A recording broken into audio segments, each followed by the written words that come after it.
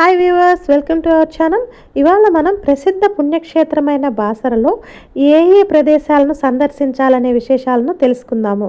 ముందుగా అమ్మవారి దర్శనం చేసుకొని తర్వాత వేదవ్యాస మహర్షి ఎక్కడైతే వేదవ్యాస మహర్షి తపస్సు చేసి అమ్మవారిని ఇక్కడ ప్రతిష్ఠించారో ఆ వేదవ్యాస గుహకు వెళ్దాం రండి. మహాభారత యుద్ధం అయిపోయిన తర్వాత వేదవ్యాసుల వారి మనసంతా చెల్లించిపోయి గోదావరి వెంబడి దండకార్యానికి వెళ్ళారు. ఆయన రాంగ రాంగ రాంగ ఇక్కడ ఈ ప్రాంతం అంతా ప్రశాంతత అనిపించి ఆయన ఈ గోల తపస్సు చేసుకునేవారు.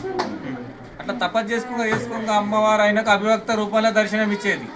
సరస్వతి అమ్మవారు అంటే మాయా రూపంలో దర్శనం ఇచ్చేది.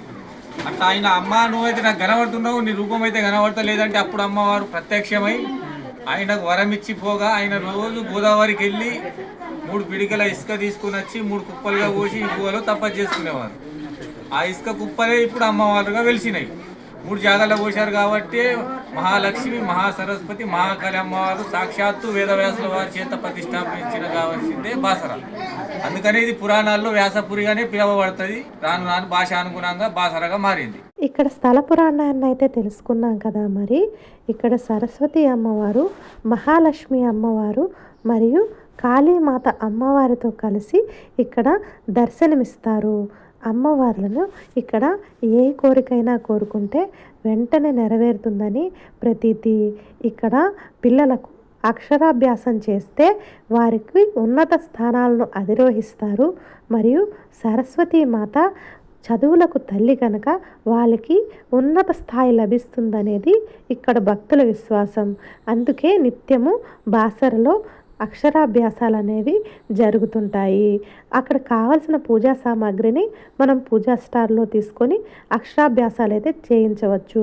తర్వాత మనం చూడవలసిన నెక్స్ట్ ప్లేస్ బాసర పుణ్యక్షేత్రము వ్యాస గుహ చూసుకున్న తర్వాత మనం చూడవలసిందైతే మ్యూజిక్ స్టోన్ అండి. ఇది బస్ స్టాండ్కి దగ్గరలోనే ఉంటుంది. దీన్ని మనం కొట్టినట్టయితే ఈ స్టోన్ నుంచి మనకి సౌండ్ అనేది వినిపిస్తుంటుందండి. మీరు ఆ సౌండ్ అయితే వినొచ్చు. చూడండి, ఈ మ్యూజిక్ స్టోన్నే వేదశిల అని కూడా అంటారండి. ఈ వేదశిలను పక్కనే ఉన్నటువంటి రాయితోటి మనం స్పృశించినట్లయితే కనుక మ్యూజిక్ అనేది వస్తుందండి. చాలా చక్కటి మ్యూజిక్ అనేది మనం వినవచ్చు. ఈ మ్యూజిక్ స్టోన్ని సందర్శించాక మనం చూడవలసిన ఇంకొక ప్లేస్ ఏంటంటే గోదావరి అండి. ఇప్పుడు మనం మ్యూజిక్ స్టోన్ అయితే చూసేసాం కదా.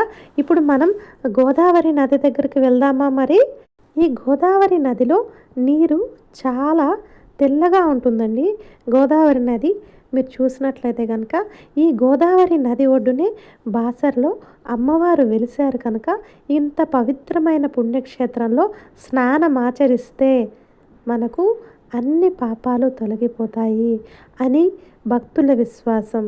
ఎప్పుడైనా ఇక్కడ పుష్కరాలు జరుగుతాయి కదండి, 12 ఏళ్ళకు ఒకసారి పుష్కరాలు. ఆ పుష్కరాలకు కూడా చాలా ఎక్కువ పెద్ద సంఖ్యలో భక్తులు వస్తారండి. ఇక్కడ గోదావరి నది ఒడ్డున సరస్వతి అమ్మవారి యొక్క విగ్రహం కూడా ఏర్పాటు చేయడం జరిగిందండి. చాలా చక్కగా ఉంటుంది అమ్మవారి విగ్రహం కూడా. ఇప్పుడైతే మనం 4 ప్లేసెస్ అయితే చూసామండి.